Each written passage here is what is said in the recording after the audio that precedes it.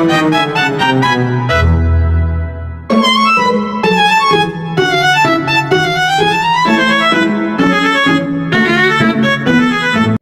saya Wita Herlina dengan NPM 2313041061, mahasiswa program studi Pendidikan Bahasa dan Sastra Indonesia. Pada kesempatan kali ini, saya akan mempraktikkan keterampilan menjelaskan pada materi menentukan unsur-unsur teks lamaran, kelas 12 SMA. Baik, Ibu buka terlebih dahulu pembelajaran kita pada hari ini. Assalamualaikum warahmatullahi wabarakatuh. Waalaikumsalam warahmatullahi wabarakatuh. Selamat pagi anak-anak. Pagi, Bu.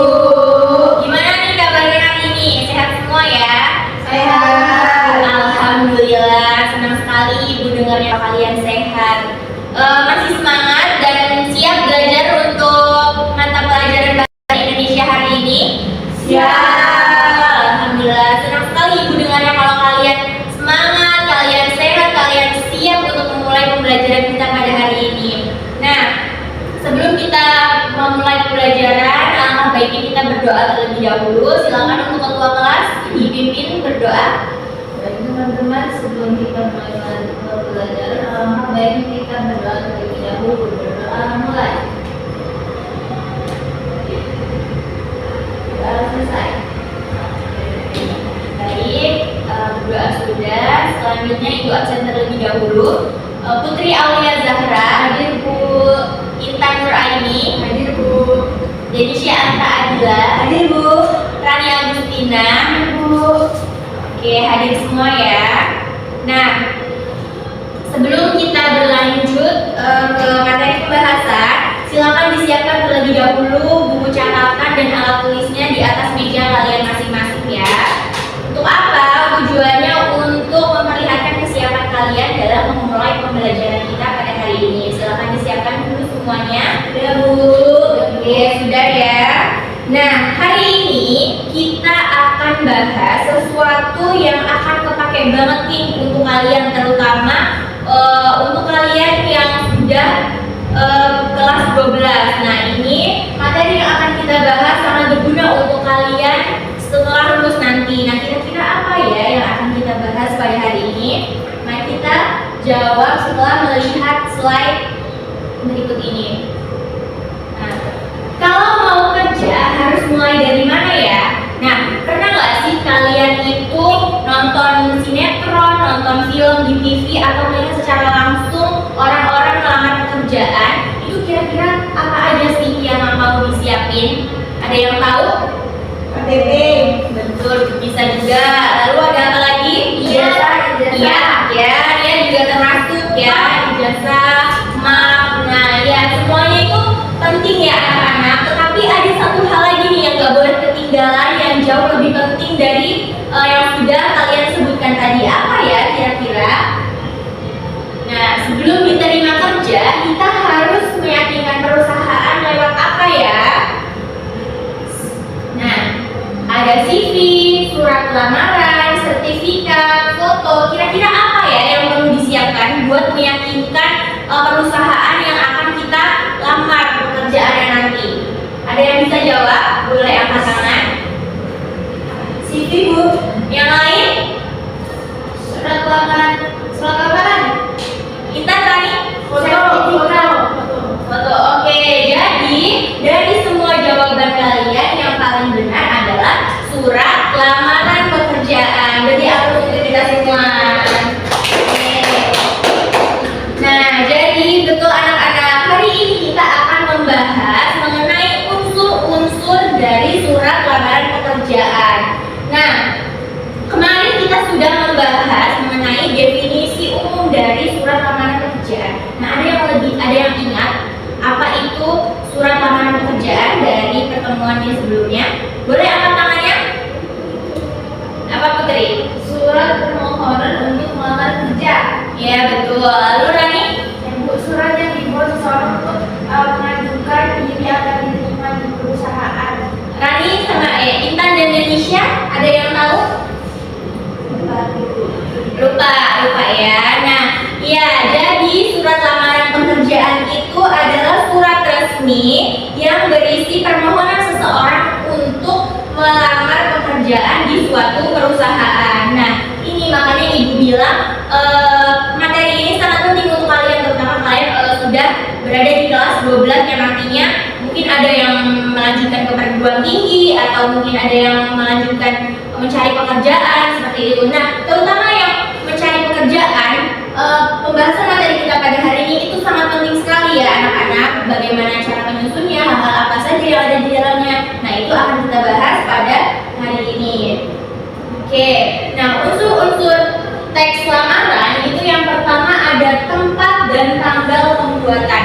Nah, tempat dan tanggal pembuatan ini, format penulisannya ini diikuti tanda baca koma. Setelah itu diberi keterangan tanggal, keterangan bulan, dan tahun pembuatan surat. Jadi, tempat dan tanggal ini merupakan tempat ditulisnya dan tanggal pembuatan surat yang kalian buat. Nah, contohnya ini seperti ini. Misalnya kita mau nulis surat, kita saat ini di Bandar Lampung. Bandar Lampung. Tanggal berapa sekarang anak-anak?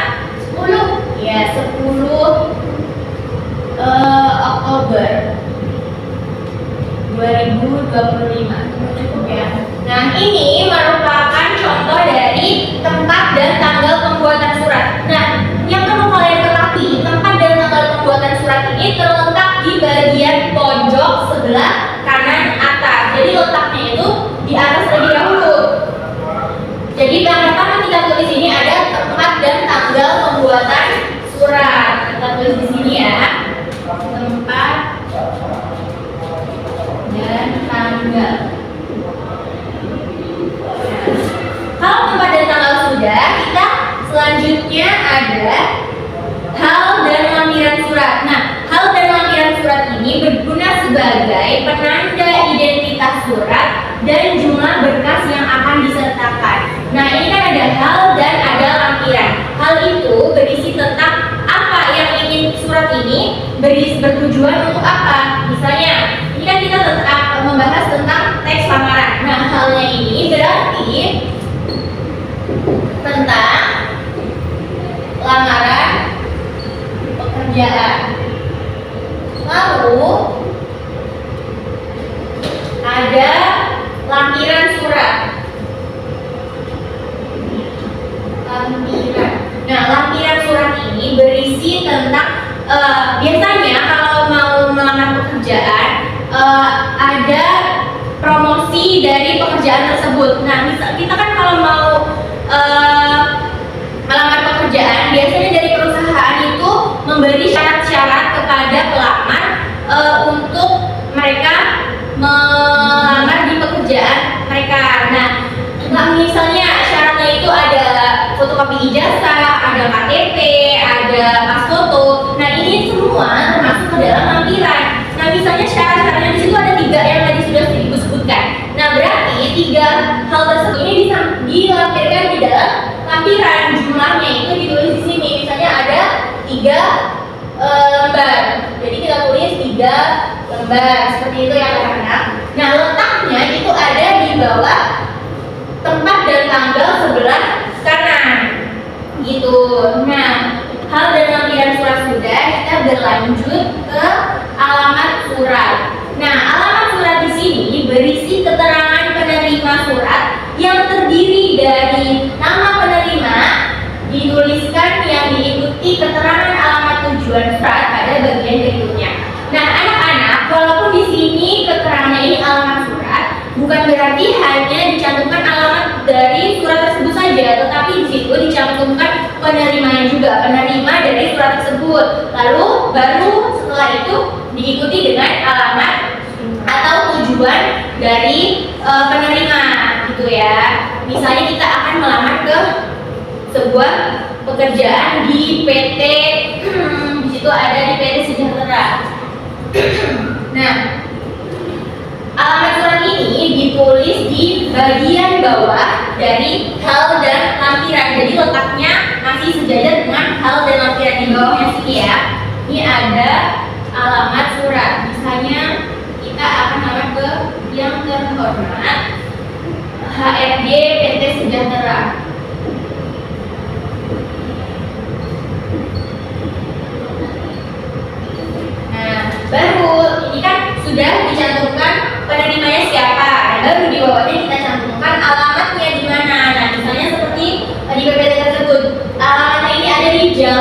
Tebet Rai Barat Raya nomor 22 Jakarta Selatan, seperti itu ya.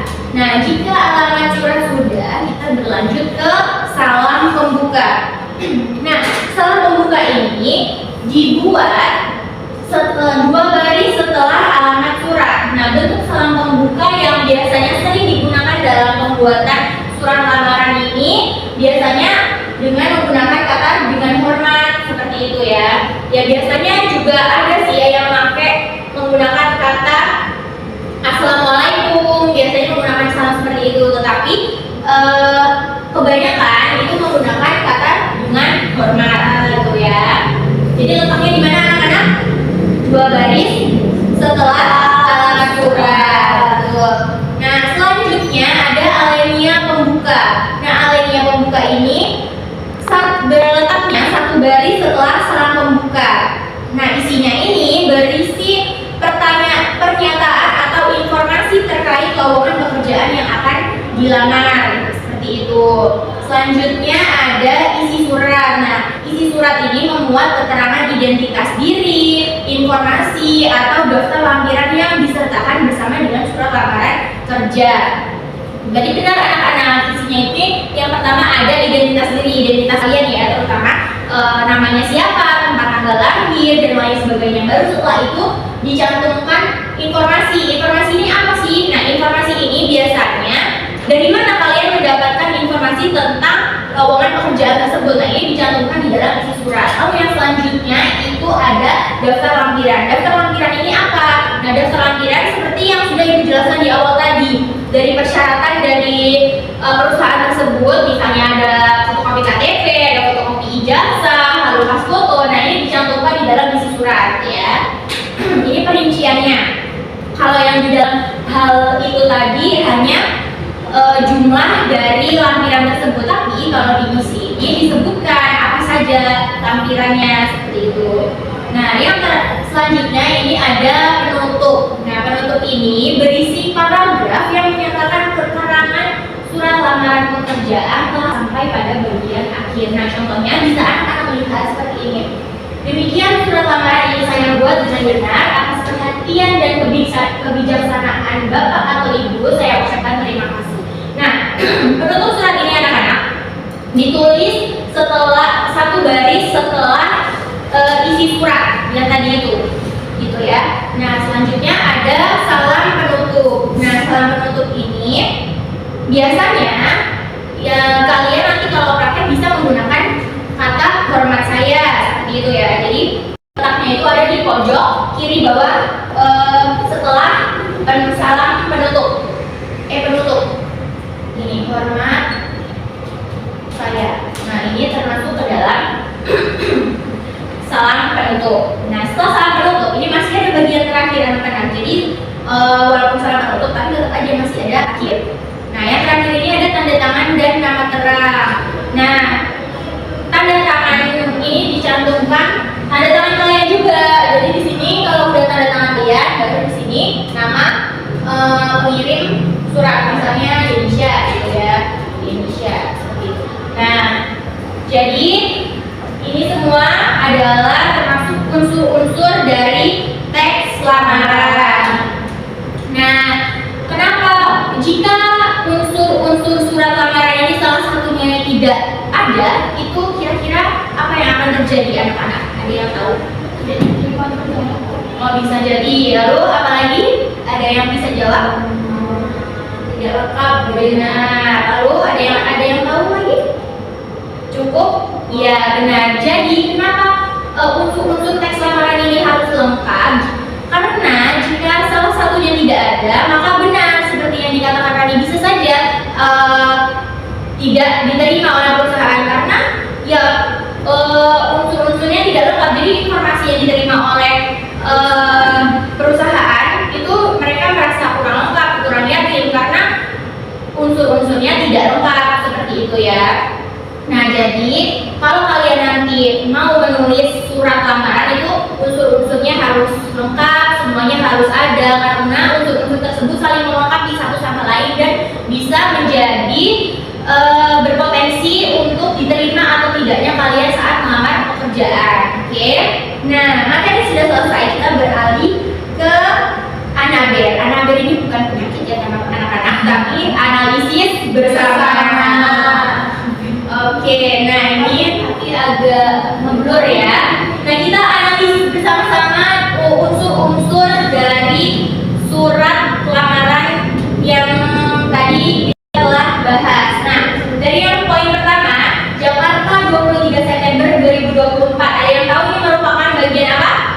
Ayo Indonesia boleh? Tempat dan tanggal dulu. Benar, tempat dan tanggal. Jadi poin pertama ini merupakan tempat dan tanggal pembuatan surat. Nah, jika ibu tanya, bagian 6 itu termasuk bagian apa, Rani? Biodata dan lampiran Bu. Iya, lebih tepatnya apa? Kurang tepat. Apa Putri? Isi. Iya, betul sekali. Jadi bagian 6 ini termasuk isi surat. Nah, lalu jika ibu tanya nih, kira-kira lengkap atau tidak contoh surat tersebut? Apa yang kurang? Lengkap Bu. Lengkap. Ya, Bu, lengkap.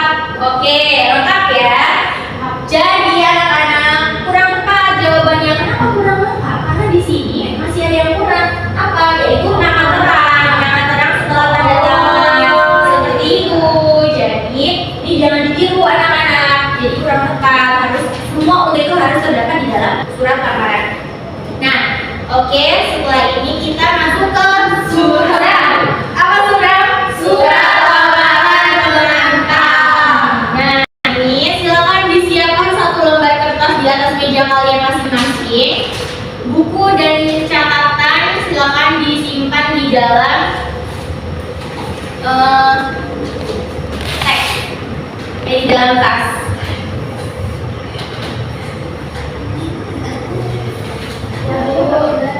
Sudah Bu.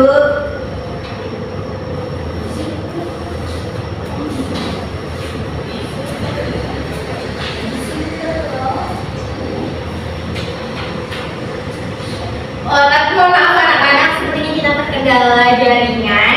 Nah, jadi nanti tugas selanjutnya bisa dijadikan untuk tugas pekerjaan rumah. Nanti silakan dikerjakan secara masing-masing. Ibu bagikan link dari grup WhatsApp. Nanti kalian kerjakan di rumah. Nah, pada minggu depan nanti kita akan bahas karena kita sudah terbatas waktu dan terbatas oleh sinyal juga ya.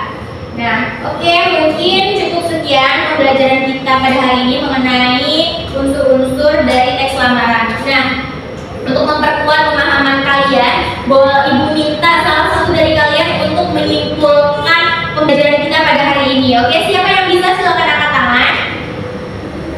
Oke, silakan Putri. Baik, pada hari ini kita belajar tentang cara membuat surat lamaran pekerjaan. Nah, ada unsur-unsur yang harus kita penuhi dalam membuat surat lamaran pekerjaan. Ada tempat dan tanggal, ada hal dan lampiran, alamat, pembuka, lalu ada alinea pembuka, ada isi surat, ada penutup, ada salam penutup, ada tanda tangan dan juga nama terang. Oke, baik. Beri aplaus terlebih dahulu untuk Putri. Iya, jadi itu tadi yang telah kita bahas mengenai unsur-unsur teks lamaran. Harus ditulis secara lengkap. Kenapa harus ditulis secara lengkap? Karena salah satu setiap unsur dari teks lamaran itu saling melengkapi isi-isi di dalam teks lamaran yang kalian tulis. Seperti itu ya. Semoga pembelajaran kita pada hari ini dapat diterapkan dan berguna untuk kalian setelah pembelajaran ini selesai. Baik, mungkin cukup sekian materi dari Ibu pada pertemuan hari ini. Ibu akhiri, wassalamualaikum warahmatullahi wabarakatuh. Waalaikumsalam warahmatullahi wabarakatuh. Terima kasih Ibu. Terima kasih kembali. Saya sebagai observer lisan dari calon guru Wita Herlina dengan NIM 231304161 pada tanggal 10 Oktober 2025 pada pukul 12.30 waktu Indonesia bagian Barat dengan topik mengidentifikasi unsur-unsur teks lampiran semester 1 pengajaran kedua. Pada aspek kejelasan, poin pertama, guru menyadari adanya keterbatasan perbendaharaan kata-kata dan ungkapan yang dimiliki siswa. Maka itu guru tidak menggunakan kalimat yang berbelit-belit. Dinyatakan ya. Pada poin kedua, guru menghindari penggunaan kata-kata yang meragukan dan yang berlebih-lebihan. Dinyatakan ya. Pada aspek penggunaan contoh dan ilustrasi, pada poin ketiga, guru memberikan contoh yang cukup untuk menanamkan pengertian dalam penjelasannya. Dinyatakan ya. Pada poin keempat, guru menggunakan contoh yang relevan dengan sifat dari penjelasan itu. Dinyatakan ya. Pada poin kelima, contoh yang digunakan guru sesuai dengan usia, pengetahuan, dan latar belakang siswa. Dinyatakan ya. Pada aspek pengorganisasian, pada poin keenam, guru menunjukkan dengan jelas pola atau struktur sajian, khususnya hubungan antara contoh-contoh dan generalisasi, hukum atau rumus. Dinyatakan ya. Pada poin ketujuh, guru memberikan ikhtisar butir-butir yang penting, baik selama pelajaran maupun pada akhir pelajaran, dan bila perlu memberikan penjabaran tambahan. Dinyatakan ya. Pada poin ke-8, guru mengadakan variasi suara dalam memberikan penekanan pada hal-hal penting dalam penjelasannya. Dinyatakan ya. Pada poin ke-9, butir-butir penting dalam penjelasan diberi tekanan dengan cara mengulanginya, mengatakan dalam kalimat lain, atau menyebutkan satu demi satu seperti 1, 2, dan seterusnya. Dinyatakan ya. Pada poin ke-10, penekanan yang berbeda diberikan pula dengan mimik, isyarat, ataupun dengan gerakan selama pelajaran berlangsung. Dinyatakan ya. Pada poin ke-11, pemberian tekanan juga diberikan dengan menggunakan gambar-gambar, demonstrasi atau benda sebenarnya. Dinyatakan tidak. Pada aspek balikan, pada poin ke-12, guru mengajukan pertanyaan untuk mengetahui pemahaman minat atau sikap siswa tentang relevansi atau penggunaan penjelasan tersebut. Dinyatakan ya. Pada poin ke-13, guru menggunakan balikan itu untuk menyesuaikan ketepatan atau mengubah maksud penjelasan itu. Dinyatakan ya. Sekian dari saya selaku observer lisan. Selamat siang.